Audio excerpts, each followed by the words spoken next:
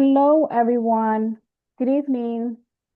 Thank you for joining us this evening to our Real Talk series, Support Services for Your Student. I hope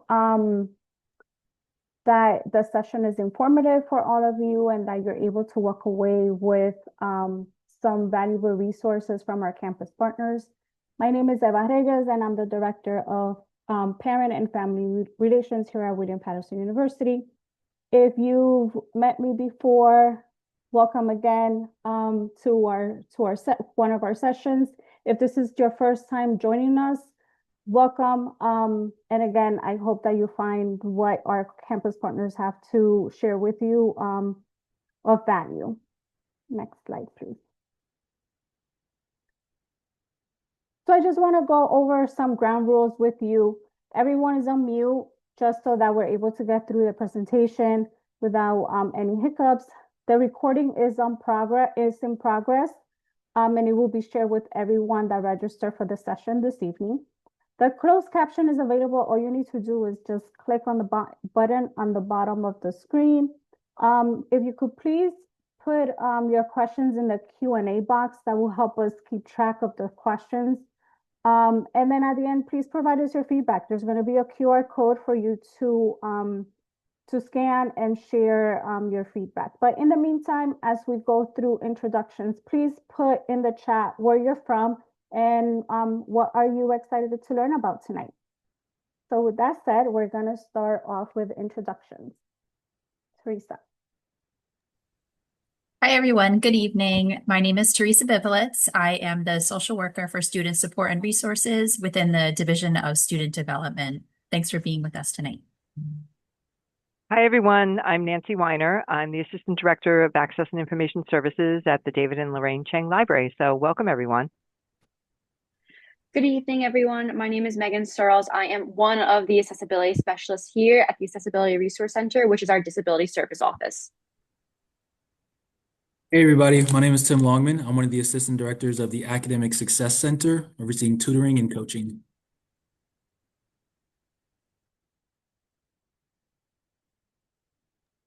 Okay, perfect. So I will start us off. So like I said, my name is Megan Searles. I am one of the accessibility specialists within the Accessibility Resource Center. So just real quick, what our mission is at the Accessibility Resource Center, or also known as the ARC, is that we assist students with documented disabilities. And we provide accommodations to assist, whether it's in academic life, residence life, like housing accommodations, as well as clubs, anything that is surrounding William Patterson University and the institution. Again, so documented disabilities, what is that? So there is such a spectrum, right, of disabilities, and that could be anything from learning disabilities, ADD, ADHD, anything under the neurodiversity umbrella, so autism, even temporary. I usually say, if a student were to break their leg or the arm, they can even affiliate with our office. So we do have a process, and that process is a little bit, we start off in the summer, or really it's ongoing, but we try to get our incoming students started in the summer so that by the first day, they are well prepared. We do have a student application that can be found online. And at the end of my presentation, we also have a QR code that will bring you straight to our website. It involves the student discussing their diagnosis, the impact, the barriers, what accommodations maybe have they provided or have they used in K through 12. And that would go again with their IEP that they may have or their 504. What in higher education are they asking for and the reason why, and then they would upload any documentation that they have. Again, that would be the IEP, the 504, doctor's notes. If students did not have an IEP or 504, that's absolutely okay. We would provide forms for them to fill out, such as a medical condition form, again, our ADD, ADHD form, our psychological form, and then with that, students can have their healthcare provider fill that out. And then once that is completed, they would send it back to us. Once we have the student application, and then once we have the forms, we then schedule what we call a welcome meeting.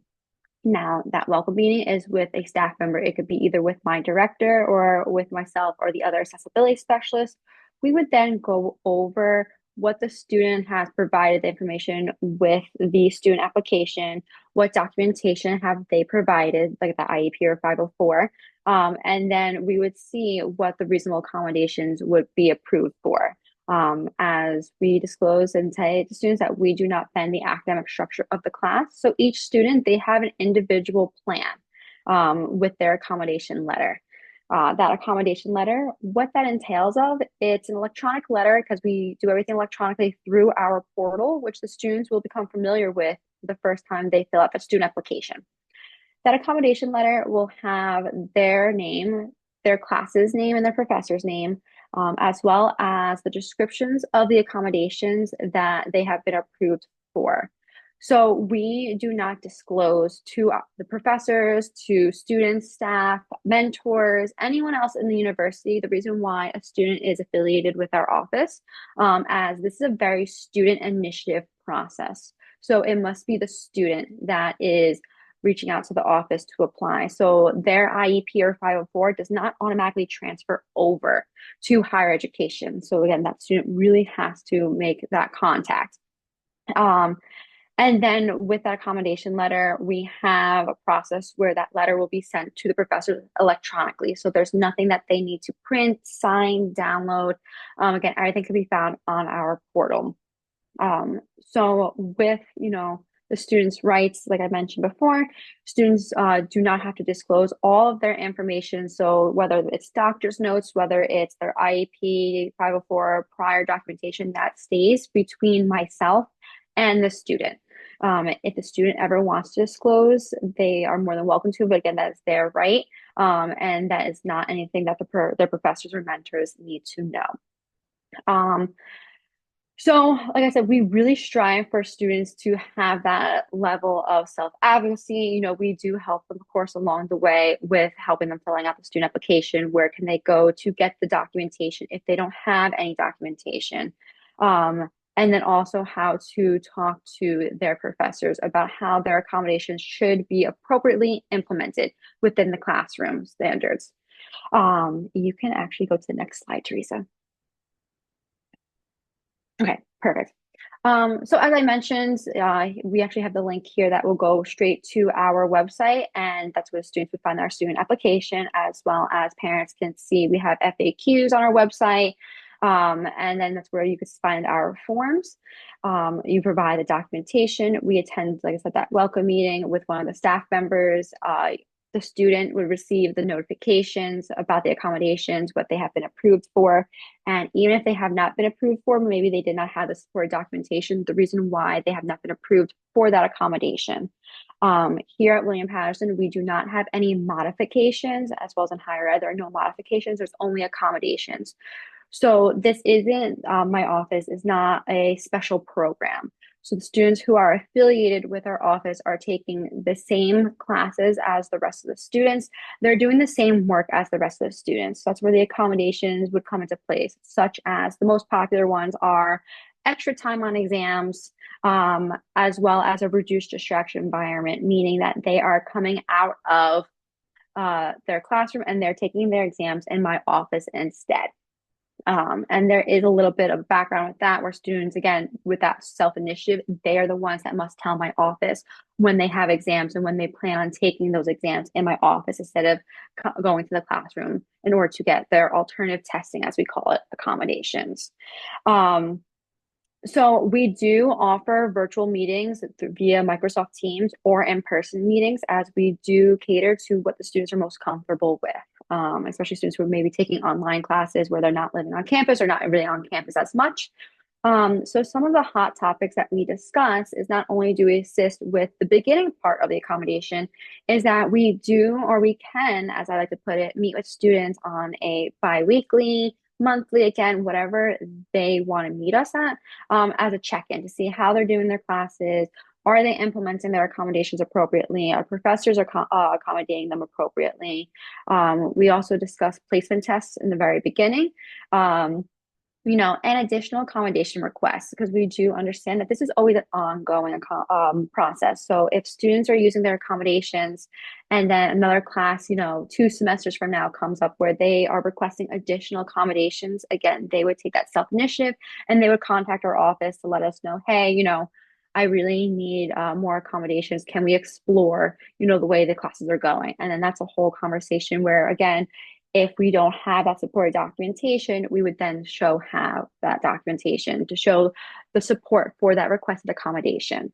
And then we have, for the GA mentoring sessions within my office, we have 2 graduate assistants that, again, can meet with students, on a biweekly, weekly, monthly basis and kind of go over any concerns that the student has addressed.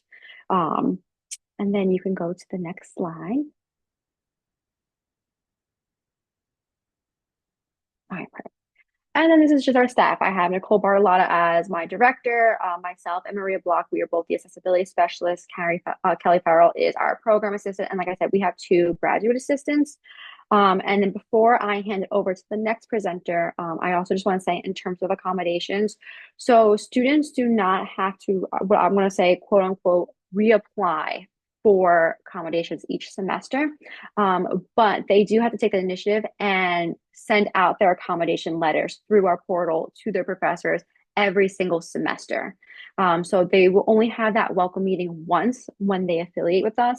But my office, we send out plenty of reminders at the beginning of every single semester to remind them that they should be sending out their accommodation letters to their professors. And then we always put in how to, in case they need a refresher for the portal. This way, and I explain to students, because they're like, well, I have a different class or the same professor, like, do I really need to send to them again? And the answer is yes. So even if fall you have Professor A, and then in spring you have that same professor before a different class, the class may look different. It may be more hybrid, options and so that where certain accommodations may not be put into place and additional accommodations may be put into place. So that is the key difference. But if you have any questions whatsoever, like I said, please put them in the chat and I'll be happy to answer them. Thank you so much for having me.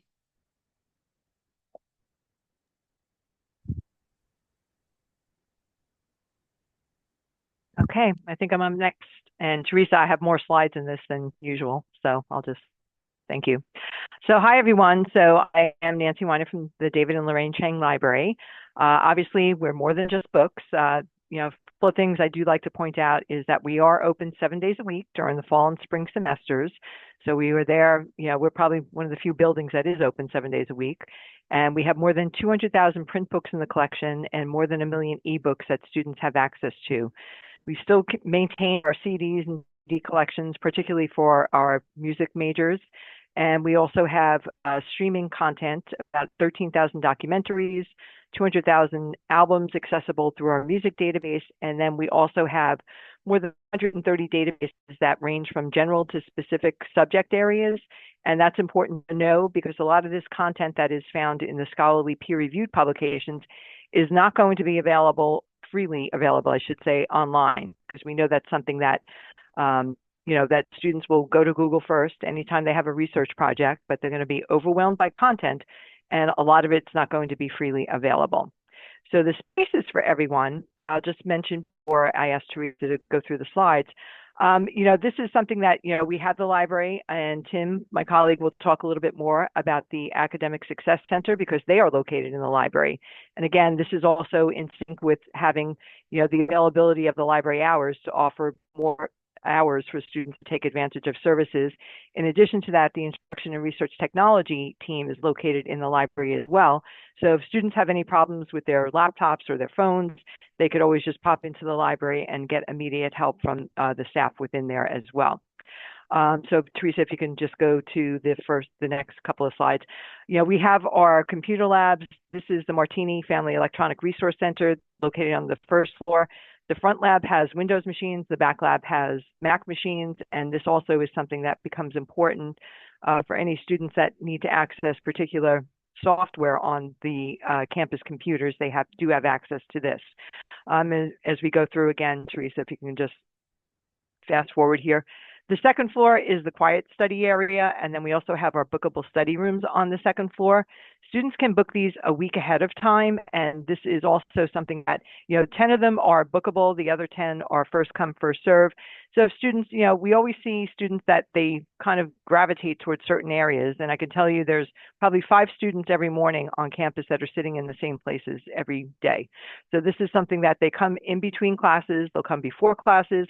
So if our students here are commuters, or if your children are commuters, the library is a great place to come just to, get their work done, find their favorite study space, and the second floor is the quiet study area. And finally, on the second floor, there's one last slide here, we have the Student Relaxation Lounge. This is something that we just opened about a year and a half ago in conjunction with the Counseling, Health, and Wellness Center. They received a grant to renovate, what was previous office space on the second floor, but this is a chill zone. It's not something that we want students to be doing work in. As you can see, there are nice massage chairs in there. There's 2 other rooms. One of them is a telehealth room, and they do provide drop-in counseling each semester. This semester, it's on Tuesdays from 12:15 to 4:15 and Thursdays from 12:30 to 4:30. So rather than having students have to go to the Counseling, Health, and Wellness Center, they can just come to the library, de-stress a little bit, and then have a session with someone that's available. And these are all drop-in sessions. So I think that's important to understand that the assistance is there right in the library. So that's something that we offer as well. You can go to the next slide, Teresa, please. Students learn about our resources primarily through our Willpower sessions that are held for our first year incoming students during the fall semester. In addition to that, they also learn, when they're in their major. There's a librarian for every major, and we also provide instruction sessions during these times. So it could be from locating specific resources to how to do citations, how to paraphrase, whatever it may be. We're teaching students how to search responsibly and how to utilize the library resources that they have access to. One of the things I always remind students about is as long as they're a student at William Patterson, they have access to better information than the average person does, simply because we're providing them with it through many of the library databases. The library homepage, I would encourage all of you, and you can go to the next screen, Teresa. This is a place that you can explore on your own. There's no need to log into just doing a search.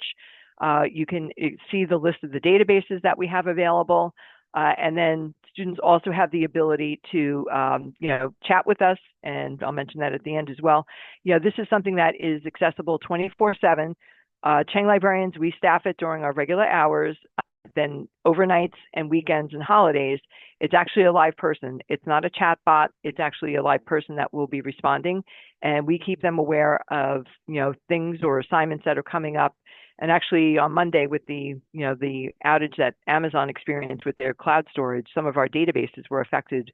So we made sure that our chat staff colleagues knew about it. And, some of the databases were better than others about, putting that information out there. So we try to stay on top of things. So we can go to the next slide. There's a lot to explore on that page. Students can contact us in various ways. We also maintain a variety of short tutorials. So if students are visual learners or they like to learn by themselves on their own, they do have access to our tutorials that you can, and anyone has access to these because they don't require a login.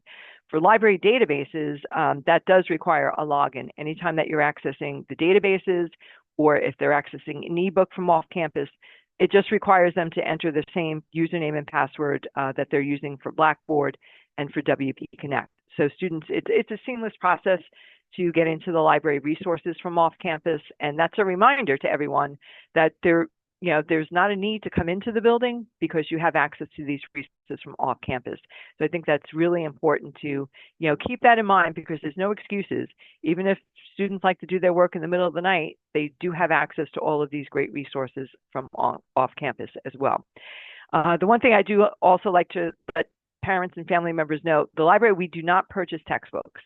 So that would be simply impossible for us to purchase every textbook that that is being used during the each semester for every class.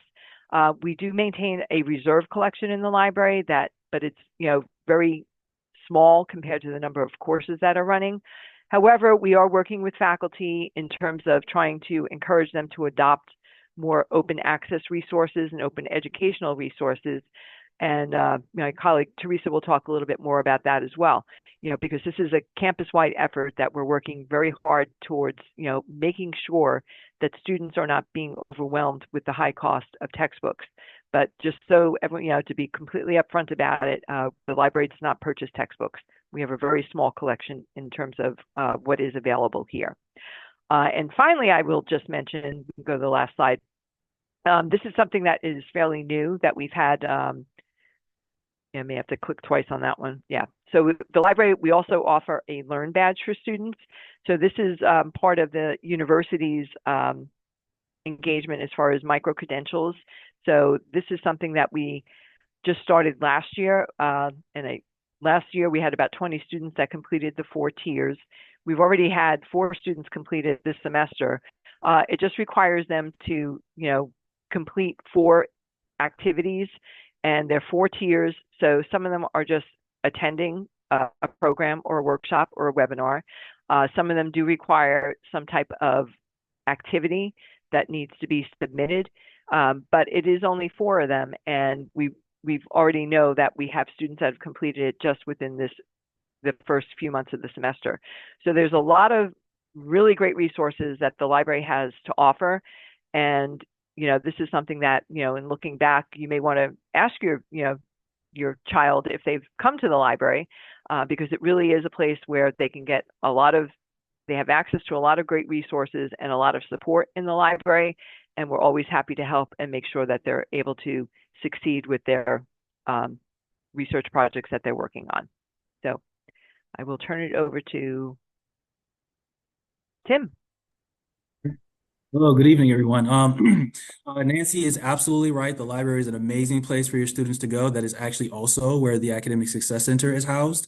And there's actually multiple tutoring centers on this campus, specifically for math, science, nursing. But the way that the Academic Success Center distinguishes itself is that we actually serve the entire population, whether that's your undergraduate, graduate, no matter your GPA, no matter your major, which is a distinction between other academic centers on campus.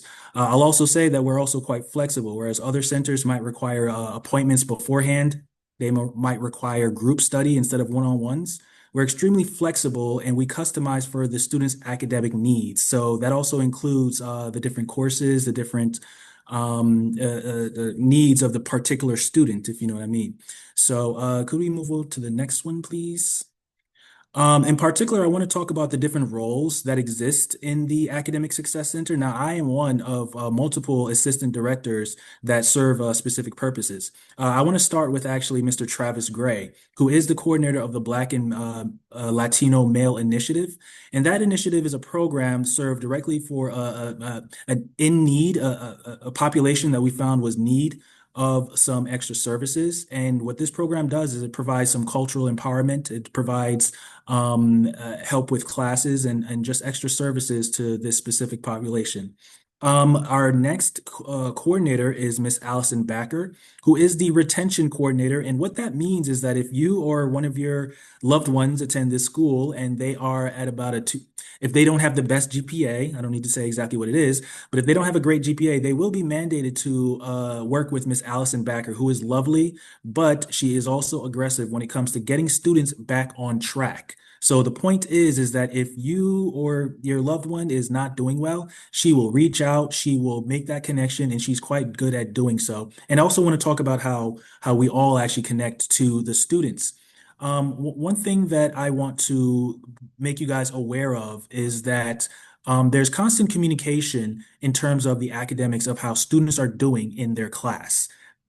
Specifically, professors will alert us if you or your students are not doing well. And sometimes it's something small, as in missing a homework assignment. But we still pay attention to that, and we will reach out to the students via email, sometimes even via text messages, multiple times to get the students back on track. So that is a part of the responsibility of the Academic Success Center, is to hold students accountable for their responsibilities in the classroom. That is done by myself, by Travis Gray, Allison Backer, and we actually also have a new first-year coordinator whose name is Rebecca Volcano. I'll have to update that. And she specifically serves first-year students, freshmen. And more specifically, just to give you an idea of how aggressive we're being, I'm in the dorms right now. You know, we just had a program serving the students, and we're reaching them where they are rather than waiting for them to come to us. So we want to make sure that the students are locked in.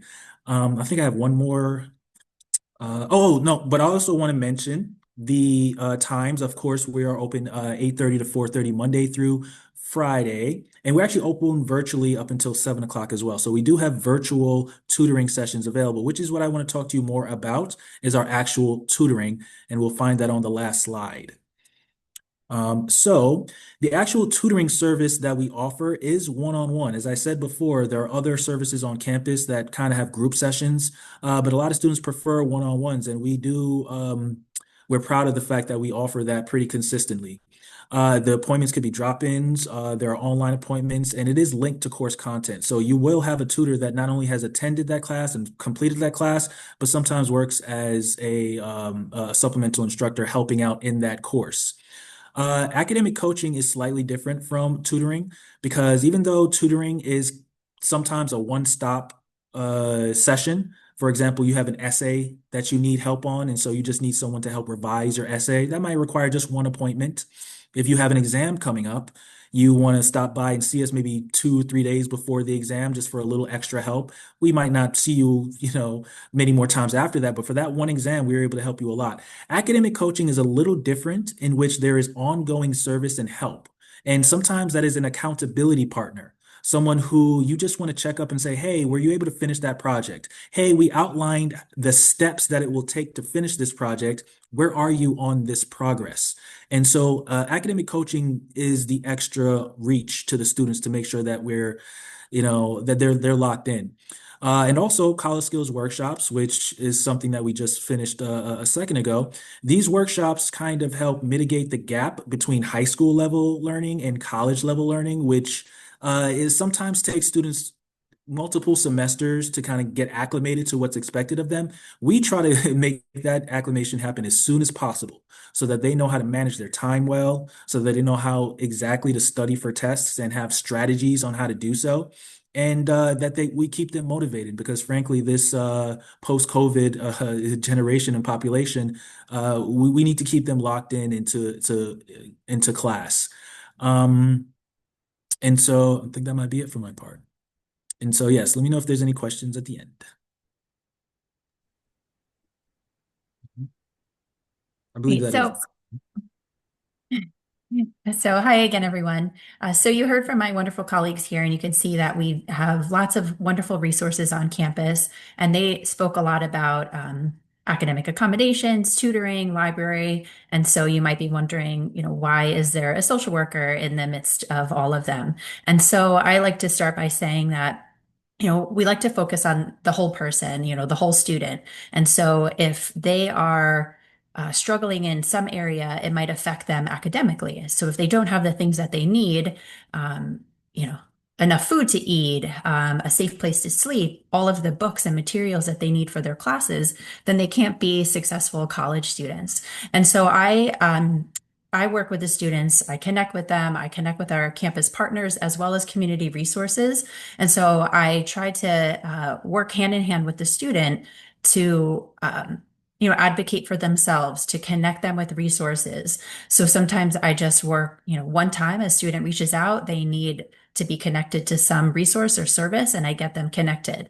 Other times I work more closely with a student, and that might mean working with them throughout the whole semester, sometimes the whole academic year. And sometimes I'm, checking in with a student for several years, and then I get to see them graduate. And that's always the best, success. So I help them to kind of develop a plan. And if that is, working on their basic needs, taking care of themselves, whether it's physical needs, mental health needs, whatever it is, we kind of, start with where they're at. What is their top priority? If their top priority is something that I don't realize, I want to hear from them. So I don't want to start working on something with them that might not be a need for them. Obviously, they're a college student and I want to see them succeed and I want to see them get to that finish line. But we have to make sure they have all of the things in place. So you can see a couple of things that I work with them on: food, housing, and financial insecurity, While I don't work in our counseling health and wellness center, I think there is a program on that, and you can learn more about that service. I do work very closely with our counselors to work as on a team effort, really, with our students. And I am also a confidential victim advocate. So I work with students who are either currently experiencing things like dating and domestic violence or sexual violence, or maybe they've experienced it in the past and they're still working through some of the results of that trauma that they faced. So I, do some psychoeducation with them, talk to them about their options that they have, whether it's resources on campus, like our counseling center, or connecting them with local community resources. My office is located in the Student Center. I work closely with the Dean of Students and in our Division of Student Development. So I'm working closely with her, even though it's just myself as the social worker, or you can think of me as a case manager. I do work in great collaboration with not only just the offices and the folks that you see here on this call today, but lots of other departments on campus. So just to define what student basic needs really means, it includes access to nutrition, so sufficient food, safe, secure, and adequate housing, somewhere to sleep, to study, to cook, and to shower, healthcare to promote sustained mental and physical well-being, affordable technology and transportation, resources for personal hygiene, and childcare and related needs. Just to give you like an understanding, if you hear basic needs, what does that mean? It's all of the things that like we need really to survive and then to be able to thrive in our day-to-day routines. So again, just listing out the definitions more closely for all of these. I'm not going to read them, but these are like some of the big issues. And you might think like, college students, well, especially if they live on campus, they have access to food. Well, sure, certainly that is the case, but there are times where students might not have enough, whether it is an ongoing issue that they are experiencing with their family, or it is a one-time, like a crisis. Something happens, they find themselves, financially strapped. They can't afford the things that they need. And so we want to get them over that hurdle so that they don't have to withdraw, that they don't fail their classes. We want to get them, to continue to be successful. And just to share a really good resource that the state of New Jersey has out there, it's a website. There, you could do a lot of Googling to be able to find local community resources, but there is a basic needs information hub that they, kind of put out. I think anyone can really use it, but was specifically designed with college students in mind. And so there's a link at the bottom, nj.gov/basic needs. And so you can kind of search on there for it lists a lot of different topics and areas that you might need assistance in. And so it connects you with local resources like in your community. So you can put in your zip code, you can find those, those types of resources in our community. And so I really do try to expand my network and not just the resources that we have on campus. While they are wonderful and we do have some emergency funding and emergency housing grants, but they are often not enough. They're not enough for our students. They're not enough.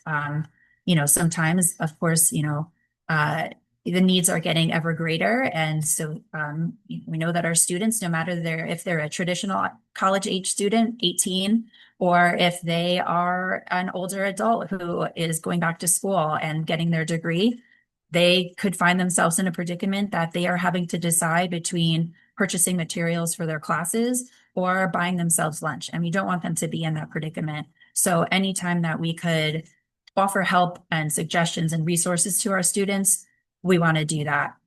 And so that's why I'm really, I'm very connected and closely connected with our community resources, both in Passaic County, where our campus is located, but then throughout the state of New Jersey, because we know our students come from a lot of different areas in the state of New Jersey. So I kind of like to work as like a connector for our students. They have to do the work too. So they have to meet, I meet them where they're at, but then they have to do the work too. Once I kind of, connect them with that resource or what it is that they need.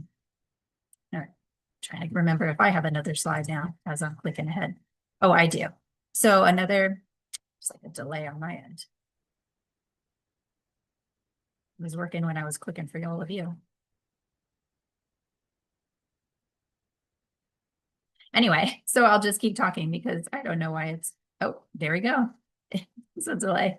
Sorry about that. And so then also I mentioned that I'm a confidential victim advocate. So I work with our students. And what confidential means in terms of a college campus is that as it relates to Title IX. Title IX investigates any allegations of sexual misconduct on a college campus. And so I'm confidential in that I do not have to report any disclosures of sexual violence or dating violence to campus authorities, whether that is Title IX or campus police. And so that is a good thing when a student is trying to determine what they want to do, if they ever, if something like this ever happens to them, or if they're trying to find resources for a friend of theirs. So they can come and talk to me. Or the counseling center, they're also confidential. And so we could, work together to see what their best option is. So I kind of give them all their options, and then they can choose what is best for them. If they do want to report to campus authorities, then I help them do that. But just know that we do have these services on our campus, and while it's not something you really want to think about, it's good to know that it is there, and we do work with our students to make sure, again, first and foremost, that they don't have to, fail a class, withdraw, that, maybe we can work with their professors to have some flexibility to be able to get them over whatever hurdle they are facing, whether it is in it is a crisis that just happened, whether maybe they've gotten a car accident, they had an illness, or something even more serious. We try to work with them as best we can to get them over that hurdle. And so one of those issues, like I mentioned, is working with students, unfortunately, who have experienced interpersonal violence. And before we go to that last one, so I just wanted to reiterate that I work, with students in like all areas that something has gotten in the way of them being able to focus fully on school. Again, whether that is not having enough food to eat, not having a safe place to eat. Unfortunately, housing insecurity with college students is a thing. It is happening not just here at William Patterson, but is happening at many colleges, if not all colleges, across the nation. So, trying to be creative and find solutions for those students based on what their resources are, what our resources are, and how we can work together, whether it's finding them campus housing or if it is finding some other temporary shelter for them so that they, have a safe place to sleep. And I will move that on to the next one. I don't know if Eva, if you want me to end the So yeah, so slide. with that concludes our actual general presentation overview. And then we're going to get into kind of like a discussion and go over all the great questions that you have shared in the Q&A. And our presenters are going to be able to answer them live, although we've answered a few already. But please scan the QR code, let us know what you thought about the session, provide us feedback, because that's how we are going to be able to develop more family resources for you. So that you're able to then share information with your student. So with that said, you could go to the next slide. And this is going to be your Q&A portion. So Teresa, if you want to stop sharing the PowerPoint, that's fine. All right, so then we have a few questions that came through the Q&A. One of them was like, how do you find the ARC section on the family portal? There is actually a community for everyone to be able to join that specific community, and then any information that is shared through that community, you're going to get. When you actually become an automatic part of that community when you complete your onboarding survey and you say that you're interested in those resources. But let's say you didn't get to do your onboarding survey, I'm going to make the community available for you. It just may take a few days, and then I'll send you an email to let you know that the community is ready for you to join. Then there was a question about how to get documents to ARC. So can you just talk a little bit about that, Megan? Yeah, sure. Absolutely. So a student wouldn't affiliate with our office until they know that they're coming to William Patterson, like I said. So there's a number of options of how to get documentation to us. For one, when a student fills out that student application that's found on our website through the portal, and this is a separate portal from family relations.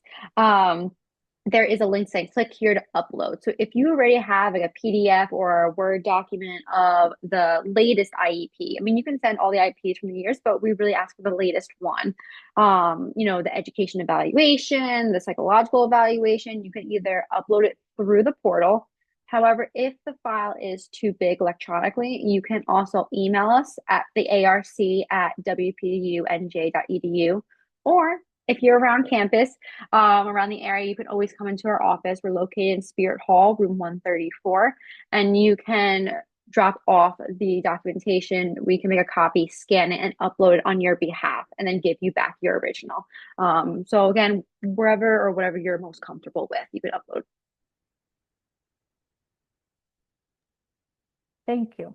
So then there was another question about the Black and Latino Male Initiative. Robert wanted to know the actual name of the program. So I put that in the Q&A. I put a link to the to the information from their website, but I also linked in the Instagram account because they share a lot of resources through Instagram. Like your student is probably more tech savvy than we are, right? And everything that they do is like through TikTok and Instagram and all that. So share the Instagram with them so that they could stay up to date with information. Okay, so then there's a question about the Learn Badge, if it's optional.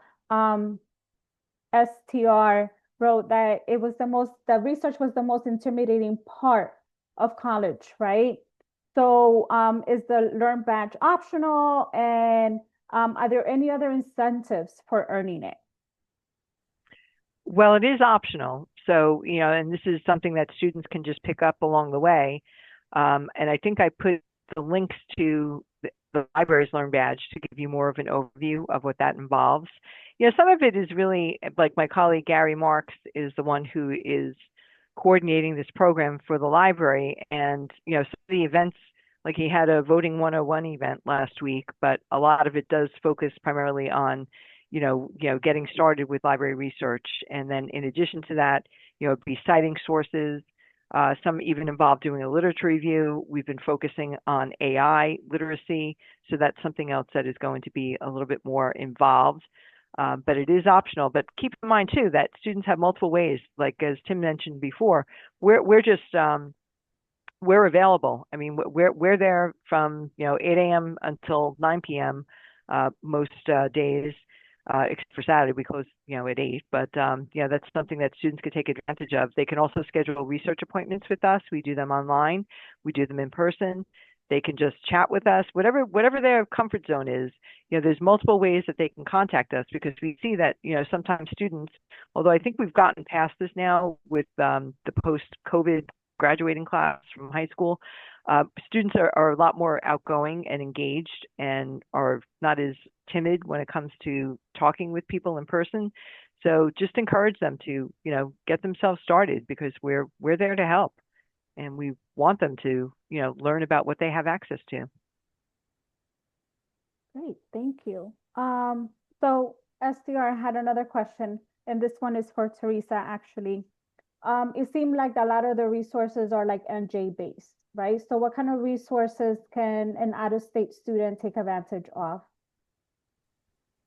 I guess I can look at that in two angles. Like, so if we have like a resident student who is from another state, then, if they're here in New Jersey, there's some, resources that they could utilize because they're temporarily living in Passaic County in New Jersey. But I certainly have searched for resources for students like WP Online students. I work with that population as well. And maybe they don't live in New Jersey. So, I know I've done some research in New York State and New York City for students. One time, a student was temporarily in Florida, so I was looking for some resources in Florida. So I'm not sure if that your particular student, is here living on campus or if they're a WP Online student. But either way, there are options. I can work with them where they're located, and so that's one of the first things. Like I make sure to know like where they live, where is home for them, or what areas are they familiar with, so I can look in those areas. And then I also ask like what have they done already? Because sometimes I've already started the search for those resources. So I don't want to replicate something that didn't work for them already.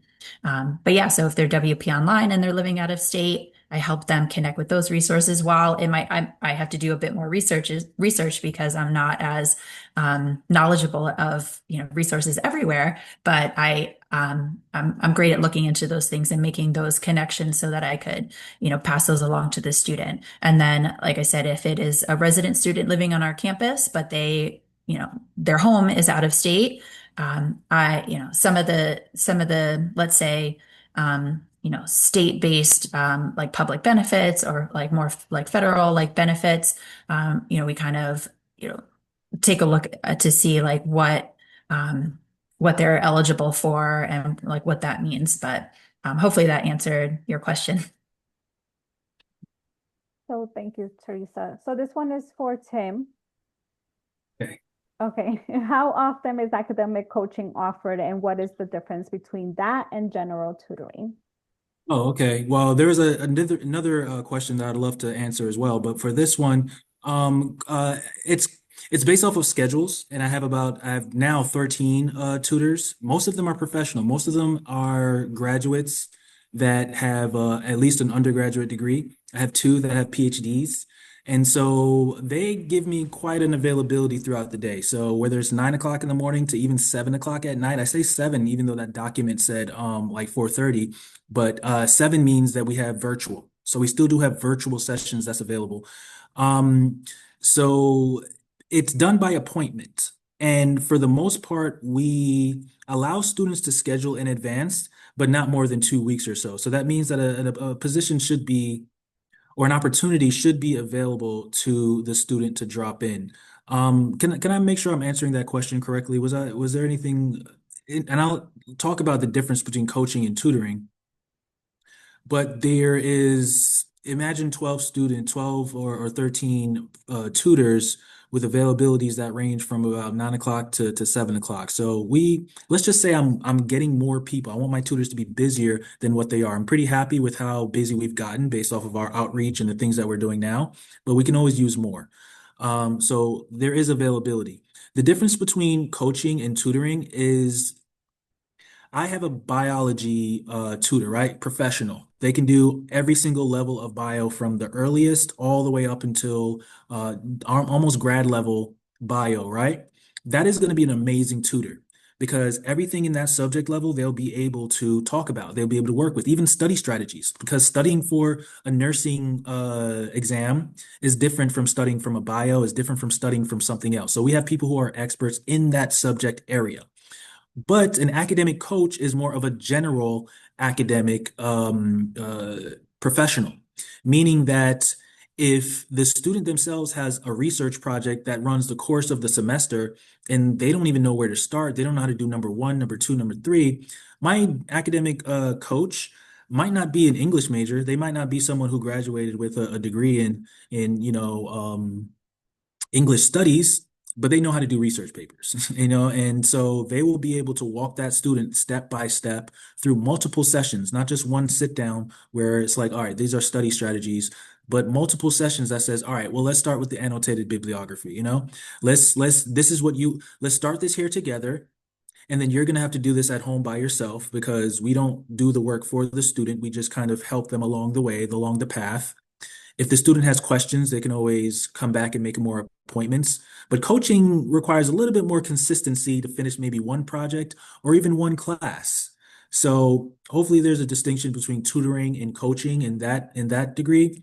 Oftentimes what I'm seeing now, especially with freshmen, I have conversations with them and they're actually somewhat confident in their abilities to do the work, right? But they feel better when they know that they have to check in with someone about whether or not the work is done.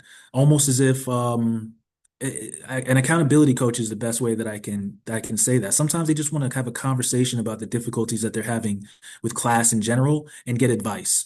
So coaching is more general and can help on a more long-term basis.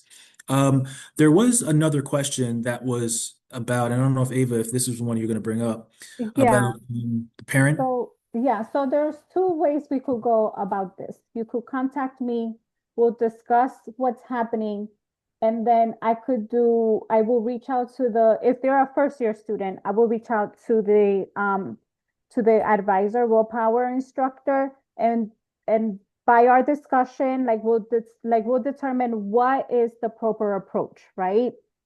Now, if you want to reach out directly to the Academic Success Center, Tim is going to answer that for you. So the first thing that you probably already know this, but we do and we must respect the confidentiality of our students' academics.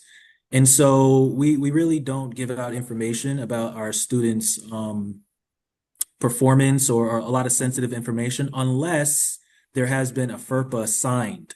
And I believe that there's a way that you could do that electronically. Your student or your loved one can maybe post or send something to you that you guys both sign together. I hope that you do, because I actually now with that said, right, I was very clear that we do not give out confidential information without that FERPA, right? Just want to be clear on that. However, I'll be honest with you, parents that are supportive and are standing right next to their students and kind of encourage the connection between the Academic Success Center and the students are welcomed. Because I think that there's few things that motivates a student to do better other than a parent being right there saying, well, I spoke to Mr. Longman and we created this action plan for you. So just to let you know what that might look like is that, let's say we have a hard time getting your student into our office because we noticed that they've missed multiple classes and we're like, well, they're not reaching back to us, you know? Hopefully that FERPA is signed and maybe you reach out to us or however we build that connection, then that student will be motivated to actually work with the Academic Success Center. And when I say work with us, what we'll do is we'll create an action plan. We'll set up either tutoring appointments that they have to go to for certain classes, or if they do need services in the counseling center, if they need services in the library, if they need services outside of our center, we make that connection and we do it as an agreed upon plan. What else does that consist of? So that can look like a number of things in terms of an action plan. So I do encourage parents having students make sure that they are handling their responsibilities, but not without a FERPA signed on both parts. So yeah, so definitely encourage your student to complete the FERPA. It's on WP Connect. But again, if that FERPA is not on file, you could definitely contact me. We'll discuss whatever the issue is. We don't have to disclose to your student that you contacted us, but then you could tell me anything you want, but I can't give you anything in return because there's no FERPA on file. But the most I can do is definitely make the connect with the proper people so that the student is getting the support that they need. And then you could check in with the student, to see how they're doing. But I wouldn't be able to provide you like an update or anything like that unless that FERPA is on file. So there's another question, and I left it for last because I need a little bit more clarification from STR as far as the office still being pretty new. I don't know which office you're referring to. I think the newest office out of everyone that's here is me. I'm only 2.5 years old, so I'm not sure if that's what you meant. Do we ever worry about too much support? Do you have any evidence or data about how this transfers? Example, if a student after a year or two at WP transfer to another school without this level of support, would they flounder? So can you please, my office. Statistically, when students have parental support, they are more likely to succeed. I could get the percentage, but it's like around 70%. Like, so 7 out of 10 students have a higher persistence rate than another, any other student that doesn't have this level of support. So that's why I'm trying my best to provide you all these services, because if you know what's happening, the hope is that you're feeding all this information to your student and that you're equipped with the resources and the tools in order to be able to gear them into the correct avenue. So like, again, if your student is struggling in a class and they really need the tutoring, you already know that you're going to send him or her to Tim for tutoring, right? If you know that your student has a huge paper coming up, like a final paper, and they don't even know where to start, they don't know how to do the research, they don't know how to get or even like how to write a paper, right? Like they could go to the library and they can help them. There's a writing center also on campus that can help them. So again, it's giving you like these tools and resources so that you're able to have those conversations with your student. And like our students sometimes are difficult. I have a team, a sophomore in high school, and they don't want to hear it. They don't want to they don't want us meddling, right? But it's not meddling. It's, because we're partners, um, we're really, really helping them be successful. Yes, they want to be in the room. Yes, they want to do things on their own, but we want them to be able to be autonomous, but with the right tools. And if we're not able to provide that to them, then who's going to do that? Especially our students that, may be a little bit shy or don't want to seek out the support. So I have one last question, and I guess this is like for all of you. One of them is, well, it started with the ARC, right? Like, so what advice would you give a family member whose student doesn't want to take advantage of the services? But this question is really for all of you. Can you repeat that? So what advice will you give a family member whose student doesn't want to take advantage of the services? So with my office, I would say my best advice is to get the student to either talk to other students, to come to our office, whoever their support system is at the university, they can always walk to our office with them. And then, we can always pull them aside, talk more one-on-one. But once we get them in our office, we actually have the students sit at our computer desk and affiliate right then and there. And then we can help them with every single question. They don't have to upload documentation right then and there, with gathering and all that stuff. But my big line that I tell students that, if they have a documented disability, whether they had an IEP or a 504, or, something just came about, in the now, it's better to have accommodations and maybe not need them at that time rather than need the accommodations and not have them. Because as I discussed in my presentation, it is a process, right? They have to fill out that student application, then they have to have the documentation, then they have to meet with someone. And that could take a little bit of time, depending when they are, attending, going to our office and everything like that. So yeah, I mean, that would be my biggest thing, is to find that support, talk, whether it's a staff member, a student, a faculty member, and when you're talking to them, that's what's is great about William Paterson, is that we all work together, whether it's faculty or staff, and like, we connect. Like, I've worked with the people on this call hundreds of times already. And things. So that would be the best thing that I would say.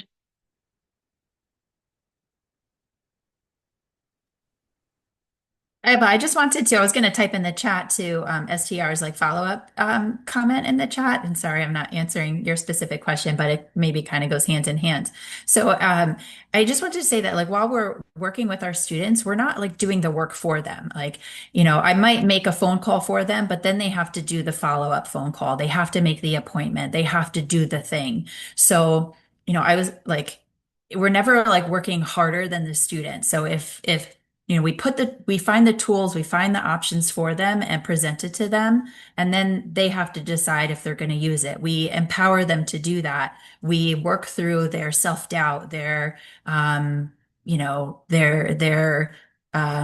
maybe not having, spoke up for themselves before, and saying, you can do that. If you have any questions, sure, we'll answer it for you. But I get what you're saying about, is it maybe too much support, but we're not taking their tests for them. Like, I'm not filling out applications for them. I'm just kind of like, connecting them to all of those things.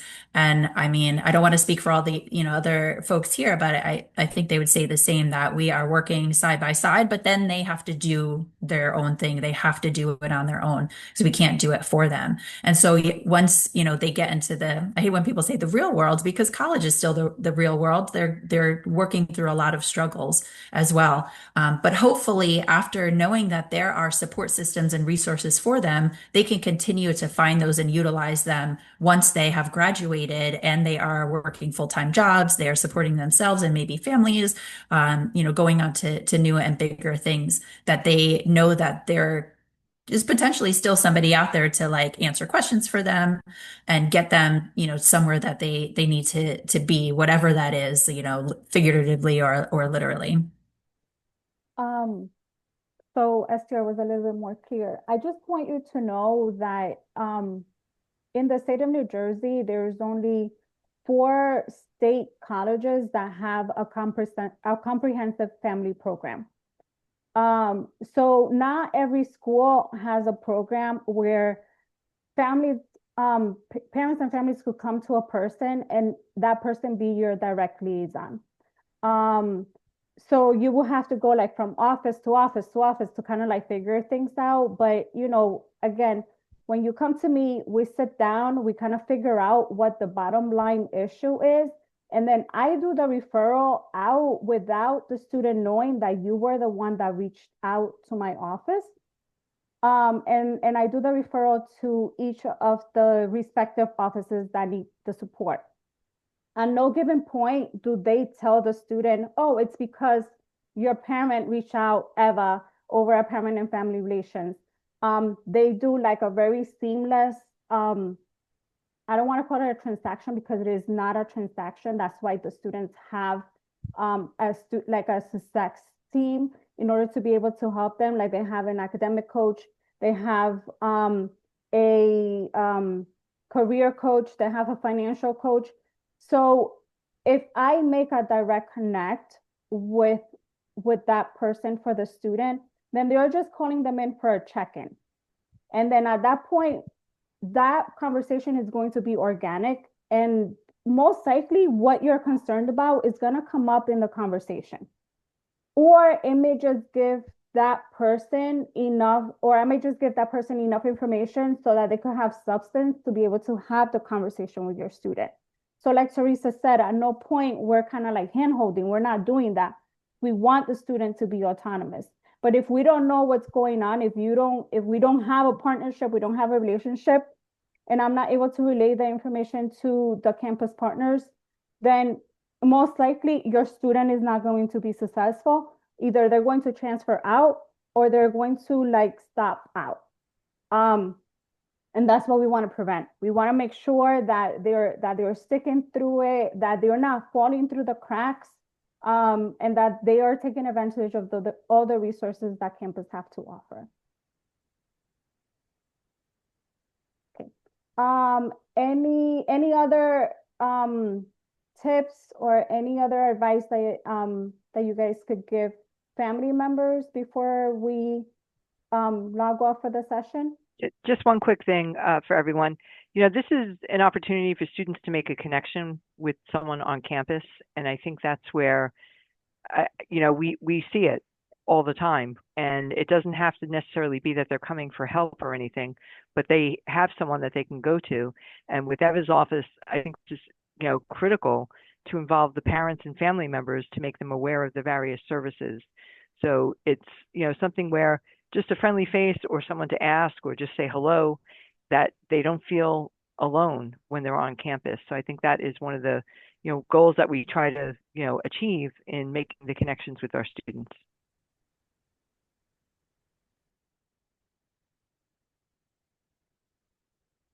All right. Well, if we don't have any more questions, I think we're going to wrap it up for the evening. I just have a few reminders. We have another Real Talk series next week at 6 p.m. on Wednesday. That one is we're going to focus more on mental health and well-being. So if you're interested in those resources, please join us, register for the session. And then if your student is a neurodivergent, we have a session on that on November 5th. So please register for that session as well. Also, I'm inviting all of you to come to campus on November 15th. We're going to have a family bake-off during our last home game. So if you are the best baker the world has ever seen, please, please, please, I'm going to send an email out tomorrow inviting you all to join us. There's going to be prizes, there's going to be bragging rights. So again, if your cookies are the best, if your brownies are the best, make sure that you join us. I would love to meet you in person and bond. So with that said, thank you so much, and we'll see you next time. Have a good night.